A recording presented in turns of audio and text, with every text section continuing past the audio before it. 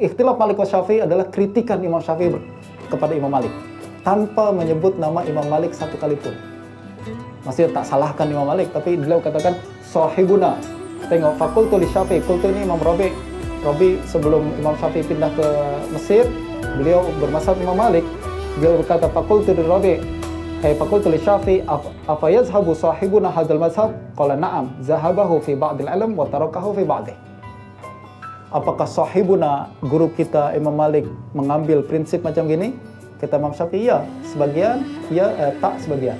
Maksudnya kontradiksi dalam pemikiran. Kritikan menarik, teman-teman. Next time kita bincang lagi. Bab kaifal masih alal khuffain, untuk tunjukkan bahwa Imam Syafi'i mengambil qaul sahabi apabila tak ada hadis sahih menurut beliau. Antara lain adalah hadis dalam qaul qadim Imam Syafi'i, beliau berkata wa mashul ladzi yamsahu a'lal khuf wa asfalahu. Imam Syafi'i mengatakan dalam qaul qadimnya cara mengusap atas khuf adalah atas dan bawah, bagian atas dan bawah. Dalilnya riwayat disebutkan dalam Syafi'i, akhbarana ba'du ashabina an Thawr bin Yazid an Raja' ibn Haywah an Katib al-Mughirah ibn Syu'bah an Mughirah ibn Syu'bah anna Nabi sallallahu alaihi wasallam masaha a'lal khuf wa asfalahu. Qala Syafi'i fil qadim, sebutkan wa an Ibnu Jurayj qala Syafi'i fil qadim akhbarana ba'du ashabina an Ubaidillah ibn Umar an Nafi' an Ibn Umar annahu kana yamsah a'lal khuf wa asfalahu. Kesimpulan mazhab Imam Syafi'i adalah kalau nak mengusap di atas khuf, bagian atas dan bagian bawah. Ada dua dalil. Dalil pertama, hadis dari Nabi sallallahu alaihi wasallam riwayat Mughirah bin Syu'bah, dan yang kedua qaul Ibnu Umar. Kan an Ibnu Umar annahu kana yamsah al khuf wa asfalahu. Mana yang dijadikan dalil oleh Imam Syafi'i sebenarnya, hadis Nabi ke atau qaul Ibnu Umar? Ternyata wada'afa Syafi'i fil qadim hadis al-Mughirah bi an lam yusamma Raja' ibn Haywah katib al-Mughirah bin Syu'bah. Hadis marfu yang disebutkan dari Nabi sallallahu alaihi wasallam itu sebenarnya dhaif. Nabi tak berhujjah dengannya. Tapi wa'timadu Syafi'i fi hadhil mas'alah ala ma rawahu an Ibnu Umar radhiyallahu anhu. Rujukan dalil Imam Syafi'i adalah perbuatan Ibnu Umar. Sebab tak ada yang menyalahi, maka beliau jadikan sebagai hujjah.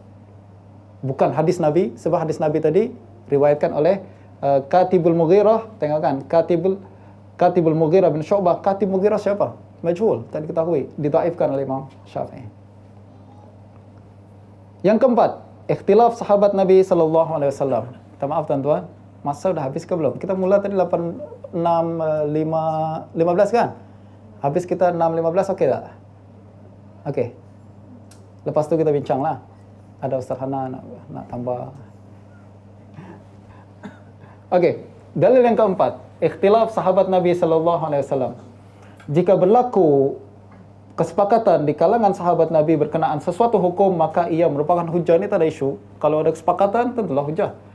Jika berlaku perbezaan pendapat antara dua orang sahabat Nabi atau lebih, maka pendapat yang paling kuat ditentukan menerusi tarjih dalil. Jadi kalau ada khilaf sahabat Nabi, kita tak boleh sebut, tak boleh membuat ihdas qaul salis, tapi kita tarjih salah satunya. Mana yang kita tarjih adalah mana-mana qaul sahabat yang lebih dekat kepada Quran, lebih dekat kepada sunnah, dekat kepada qiyas. Bukan karena jumlah bilangan, berapa ramai yang berpendapat seperti ini, berapa ramai yang berpendapat seperti itu. Tak, mana yang aqrabuhum ila al-kitab wa sunnah wal qiyas.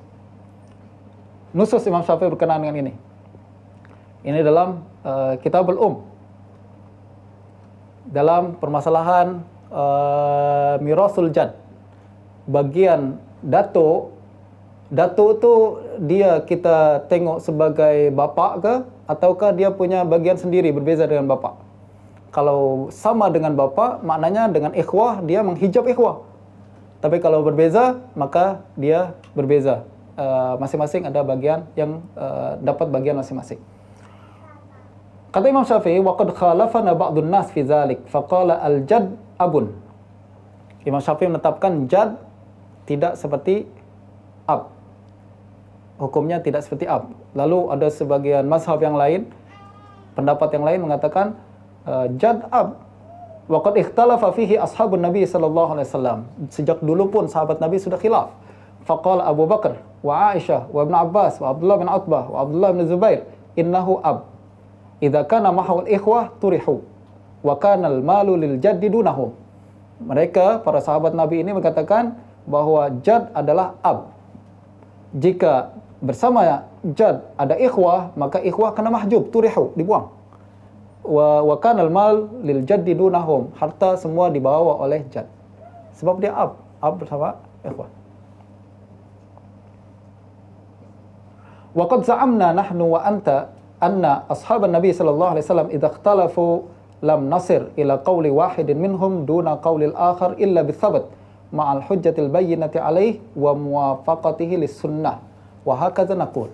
Kata Imam Syafi'i, kalau ada khilaf sahabat Nabi, sebab ini pandangan tadi Abu Bakar, Aisyah dan lain-lain berpendapat seperti itu, ada pendapat sahabat Nabi yang lain itu Zaid ibn Thabit mengatakan berbeza.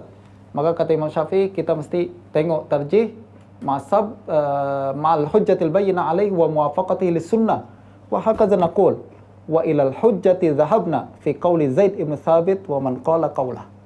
Jadi Imam Syafi'i mengambil pendapat Zaid ibn Thabit, sahabat Nabi juga, berbeza dengan Sayyidina Abu Bakar, Aisyah dan lain-lain. Jadi Imam Syafi'i mentarjih karena melihat qaul Zaid ibn Thabit lebih akrab ilal qiyas, lebih akrab ila sunnah, dan lagi pula Nabi kan suruh ambil afradukum Zaid kan. Ambil yang paling pakar dalam faraid lah Sayyidina Zaid ibn Thabit. Contoh yang lain, dalam kes muamalat ada khilaf antara Siti Aisyah dan Zaid ibn Arqam. Panjang permasalahan, kita ambil maudhi syahid kita, walau ikhtalafa ba'du ashabin Nabi sallallahu alaihi wasallam fi syai'in faqala ba'duhum fihi syai'an wa qala ba'duhum bi khilafihi kana aslu ma nazhabu ilaih anna na'khuzu bi qauli alladhi ma'ahul qiyas. Kalau ada khilaf antara sahabat Nabi, kita ambil mana yang seselari dengan qiyas. Ini mazhab Imam Syafi'i dalam khilaf sahabat. Dan terakhir adalah qiyas, tuan-tuan. Adalah dalil qiyas. Menurut Imam Syafi'i kita tahu semua qiyas, bagaimana membina hukum, mengembalikan kepada asal karena illah yang berlaku, yang terdapat dalam kesamaan yang terdapat antara dua hukum yang hampir sama atau sama. Imam Syafi'i berkata, وَقَدْ فَرَضَ اللَّهُ عَزَّ وَجَلَّ عَلَى خَلْقِهِ فِيمَا لَمْ يَنُصَّ فِيهِ كِتَابٌ وَلَا سُنَّةٌ وَلَا وُجِدَ النَّاسُ اجْتَمَعُوا عَلَيْهِ أَنْ يَجْتَهِدُوا فِي طَلَبِهِ. Imam Syafi'i mengatakan kita wajib berkias apabila tidak ada nas dari kitab sunnah dan tidak ada wala wujidan nas ijtama'u alaih, dan tidak ada ijma'. Jadi kias selepas ijma', teman-teman. Quran, sunnah, ijma', kias. Jadi kias selepas ijma'. Kalau tak ada nas kitab sunnah maka ijma', baru kita pindah ke kias. Dan salah satu prinsip yang Imam Syafi'i sebutkan adalah apabila kita nak mengkias hukum, tak boleh kita mengkias hukum atas perkara yang telah dimustasna alaih, telah menjadi rukhsah dari Nabi. Rukhsah, Nabi membolehkan perkara menjamak atau mengqasar salat kita dalam keadaan-keadaan tertentu. Maka kita mesti ambil mana yang telah ditetapkan oleh Nabi. Kita tak boleh kias ke perkara yang lain. Sebab rukhsah hanya untuk perkara yang telah ditetapkan, tak boleh kepada perkara yang tidak ditetapkan. Qala Syafi'i, wa ma kana lillahi fihi hukmun mansus, summa kanat li Rasulillah sallallahu alaihi wasallam sunnatun bi takhfif fi ba'dil fardi duna ba'd, umila bir rukhsati fi ma rukhisa fihi duna ma siwaha. Jadi yang boleh kita ambil rukhsah hanya yang ditetapkan rukhsah oleh Nabi. Walam yuqas ma siwaha alaih, tak boleh dikias kepada perkara lain. Contoh, Nabi memberikan kisah rukhsah kita mengqasar salat atau menjamak salat apabila dalam berapa perkara? Apabila musafir, dan apabila hujan itu mansus alaih. Tapi kalau perkara lain boleh tak kita kias? Ini kita tengah sibuk nih, sekarang tengah ada hajat, ada perkara lain. Kata Imam Syafi'i tak boleh. Rukhsah hanya untuk perkara yang telah ditetapkan. Tak boleh kita kias kepada perkara yang lain. Justru Imam Syafi'i tak bolehkan jamak untuk orang sakit, betul tak? Jamak untuk apalagi orang tengah exam, jamak untuk orang yang tengah ambil kursus macam sekarang. Tak, rukhsah untuk perkara yang telah ditetapkan tak boleh dikias atasnya. Ini Imam Syafi'i, tuan-tuan. Percaya, setuju tak setuju itu urusan kita yang lain. Kita nak faham bagaimana Imam Syafi'i berfikir. Sebab rukhsah adalah pengecualian. Dan sesuatu yang dikecualikan tak boleh menjadi asal. Dia sendiri furu'. Bagaimana kita nak jadikan asal? Dia adalah pengecualian. Pengecualian tak boleh kita bina hukum jadi sebuah asal tersendiri. Of course berbeza dengan Imam Ahmad dan ramai ulama yang lain. Kalau kita rujuk kepada kitab Mughnil Muhtaj Asy-Syarbini, beliau bincang tentang orang sakit, orang hajat yang memerlukan jamak, kebolehan jamak salat. Beliau tak katakan boleh, sebab mazhab Syafi'i tak boleh. Tapi beliau katakan al-yaq bi mahasinis syariah. Lebih dekat kepada kebaikan syarak adalah kita bolehkan. Tapi mazhab Syafi'i tak bolehkan. Itu dalam dalam diskusi ini, teman-teman, kita lebih faham bagaimana ulama berbincang dalam perkara tersebut. 2 minit lagi, mudah-mudahan cukup. Prinsip istinbat Imam Syafi'i ini bagian yang kedua. Saya pilih hanya yang usul-usul, prinsipal saja. Bagaimana Imam Syafi'i beristinbat, menggunakan prinsip-prinsip tertentu dalam mengistinbatkan hukum. Sekali lagi, rujukan saya adalah kita nusus Imam Syafi'i dalam kitab Al-Um. Prinsip yang pertama, amalkan makna zahir kecuali ada dalil yang memalingkannya kepada makna lain. Imam Syafi'i sedapat mungkin apabila mengamalkan satu dalil, beliau tafsirkan dalil tersebut sesuai dengan lughah Arabiyah. Makna zahir tak boleh pindah ke tempat lain. Sebab itulah asalnya Quran diturunkan dalam bahasa Arab. Kita mesti faham Quran tersebut sebagaimana orang Arab memahaminya. Jadi tak boleh kita keluar daripada zahir kecuali kalau ada dalil. Kalau ada kalimat am, kita mesti fahami am. Tak boleh kita tafsirkan khas kecuali ada dalil. Nah, kata Imam Syafi'i, wal ahkamu fil Qur'an ala zahiriha wa umumiha. Laisa li ahadin an yuhila minha zahiran ila batin wala aman ila khas illa bidalalatin min kitabillahi azza wa jalla. Fa illam yakun fa bi sunnati Rasulillah sallallahu alaihi wasallam au ijma'in min amatil ulama. Kita tak boleh menafsirkan Al-Qur'an yang am, kita katakan ini khas untuk perkara tertentu kecuali dengan dalil. Am, biarkan dia am, kecuali sampai ada dalil yang mentakhsisnya. Zahir, biarkan dia zahir, kecuali ada dalil yang mentakwilnya. Ini prinsip yang pertama. Prinsip yang kedua, mafhum mukhalafah merupakan salah satu dalil hukum. Kita boleh ambil prinsip tersebut dalam ucapan Syafi'i dalam kitab Az-Zakah di fa idza qila fi sa'imatil ghanam hakaza fayusbihu wallahu ta'ala an la yakuna fil ghanami ghairi sa'imati syai'. Nabi dalam hadis mengatakan fi sa'imatil ghanami syat. Setiap sa'imah, kambing yang digembalakan, yang kita berikan makan, kita ada usaha untuk memberikan dia makan, maka wajib zakat.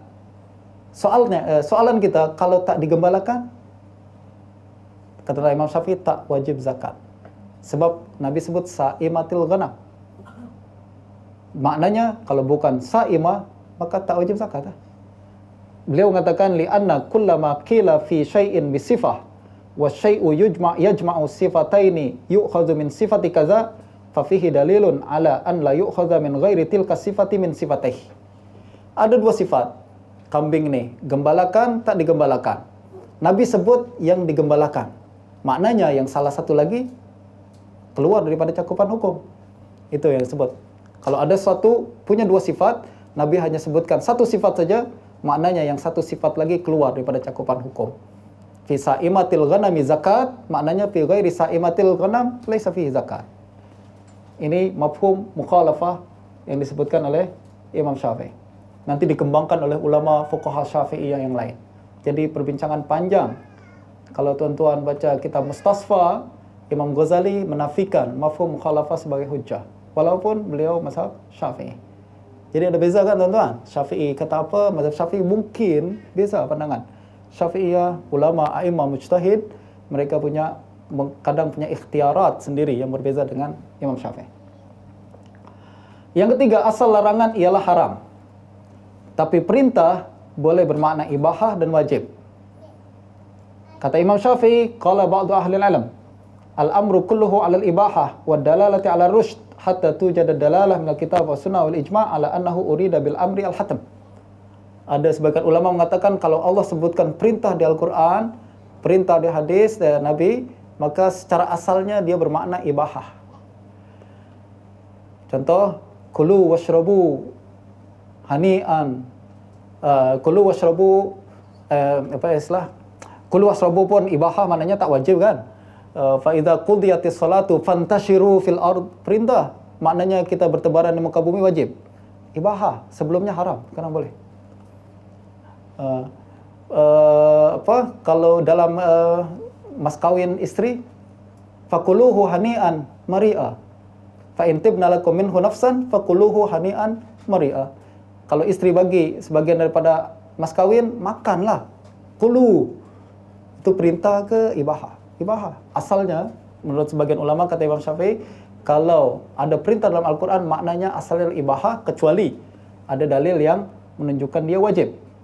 Tapi kalau amar, kalau nahi, wa ma nahallahu anhu fahuwa muharram hatta tujada dalala alaih bi anna nahya minhu ala ghairi tahrim. Wa kadzalika ma naha anhu Rasulullah sallallahu alaihi wasallam. Saya tak menemukan Imam Syafi'i mengatakan amar asalnya wajib. Tapi beliau mengatakan nahi asalnya haram. Nahi asalnya haram betul. Tapi amar maknanya wajib. Imam Syafi'i kadang terlihat ucapannya menggantung. Boleh jadi haram, boleh jadi wajib, boleh jadi ibahah. Nah, ini kemudian yang mazhab Syafi'i berikutnya ditarjih terlain oleh Abu Ishaq As-Sirazi dalam Luma, mengatakan kalau perintah asalnya adalah wajib. Nah, ini sudah ada perkembangan produk pemikiran, teman-teman. Prinsip hukum yang keempat, hukum yang sama dan serupa dijadikan sebagai penguat. Ini panjang, masa saya tak cukup. Bincang Imam Syafi'i tentang kewajiban tartib dalam wudu. Beliau selalu melakukan proses yang disebut sebagai asbahun nazair. Setiap hukum disamakan dengan hukum yang lain untuk melahirkan hukum yang sama atau menguatkan kesimpulan hukum ijtihad beliau. Dalam masalah tartib, beliau mengambil hukum ayat Al-Quran, faghsilu wujuhakum wa aydiyakum, dan seterusnya, dikaitkan dengan hadis Nabi, nabda'u bima bada Allah, dalam hadis yang lain. Kata Imam Syafi'i, inna safa wal marwata min sya'airillah, fabada Rasulullah SAW bis safa, wa qala nabda'u bima bada Allahu bih, walam a'lam khilafan annahu law bada'a bil marwati algha tawafan. Kata Imam Syafi'i, dalam kes sa'i, Allah katakan inna safa wal marwah, pakai waw juga. Lalu Nabi mulakan nabda'u bil marwah, nabda'u bima bada Allah, marwah dulu dahulukan. Ulama sepakat bahwa siapa yang memulakan dengan safa, memulakan dengan marwah, maka batal sa'inya. Maka kata Imam Syafi'i, seperti itu juga dalam wudu. Wudu sebutkan wujuhakum wa aydiyakum dan lain-lain. Ini juga menunjukkan bahwa tartib adalah wajib. Kita mesti dahulukan muka, tangan, dan berikutnya kaki seperti yang mana disebutkan dalam Al-Quran. Sebagaimana dalam sa'i seperti itu juga dalam Quran. Begitu juga dalam wudu. Jadi disamakan dua hukum yang berbeza nih. Sebab sama-sama lah serupa. Sa'i, inna safa wal marwah. Wudu, wujuhakum wa aydiyakum, pakai waw semua. Dalam sa'i, Nabi wajibkan kita maksudnya ulama sepakat bahwa mesti tertib, maka dalam wudu pun mesti tertib. Sebab sama. Kenapa asbah wa nazair, teman-teman? Sangat dakik sekali. Saya pun paham ini berkali-kali baca, baru akhirnya mendapat kesimpulan seperti itu, tahu betul atau salah nanti Ustaz Hanan lah betulkan. Yang terakhir teman-teman, untuk menunjukkan dalil istinbat Imam Syafi'i yang sangat dakik sekali berkenaan dengan hukum air mustakmal. Apa dalil hukum air mustakmal? Tak boleh kita menggunakan air yang telah digunakan. Imam Syafi'i mengata, walau tawadda'a bi fadli ghairihi ajza'ahu. Okey. Wa inna ma qultu la yatawadda'u rajulun bima'in qad tawadda'a bihi ghairuhu li'anna Allah azza wa jalla yaqul faghsilu wujuhakum wa aydiyakum. Dari kalimat ni beliau rumuskan bahwa mustakmal tak boleh guna. Kita kalau baca ayat ni faghsilu wujuhakum beratus-ratus kali pun tak akan sampai kesimpulan gimana air mustakmal tak boleh digunakan. Tapi Imam Syafi'i keluarkan dari situ bahwa dari ayat ni air mustakmal tak boleh guna. Beliau berkata, fakana ma'qulan annal wajha la yakunu maghsulan illa bi an yubtada lahu ma fayugsalu bih. Kata Imam Syafi'i, Allah suruh kita mengusap muka dalam wudu dengan air yang baru. Tentulah muka adalah anggota yang pertama, kita mesti basuh dengan air yang belum pernah digunakan oleh orang lain atau gunakan sebelumnya untuk membasuh anggota yang lain. Wujuhakum wa aydiyakum, perintah untuk mengusap tangan sama dengan perintah untuk mengusap muka. Sebagaimana muka mesti air baru, tangan pun mesti air baru. Tak boleh kita menggunakan air yang telah digunakan. Summa alaihi fil yadaini. Gimana?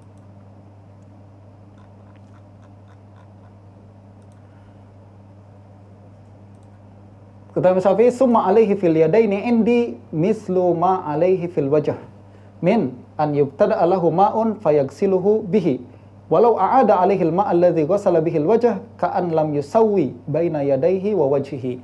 Kalau dia mengusap tangannya dengan air yang telah digunakan untuk mengusap mukanya, maknanya dia telah membezakan antara usapan muka dengan usapan tangan. Muka air baru, tangan air bekas. Islam begitulah. Itu menyalahi perintah Allah, faghsilu wujuhakum wa aydiyakum. Wujuh dan tangan mesti sama. Wala yakunu musawwiyan bainahuma hatta yubtada lahumal ma kama ibtada li wajhihi. Maka dia mesti samakan antara basuhan tangan dengan basuhan muka, yaitu mesti air yang baru, tak boleh air mustakmal. Dalil yang kedua, wa anna Rasulullah SAW akhadha li kulli udwin minhu ma'an jadidan. Selain itu, Nabi juga kalau berwudu mengambil setiap anggota dengan air yang baru. Ini menunjukkan bahwa air mustakmal tak boleh digunakan dalam mengusap wudu. Itulah teman-teman, masa kita sudah habis untuk pembentangan saya. Terlebih pula minta maaf lah teman-teman ya. Masih ada masa kira-kira 35 menit lagi untuk mudakhalat dan untuk perbincangan, dan saya serahkan kepada Ustaz.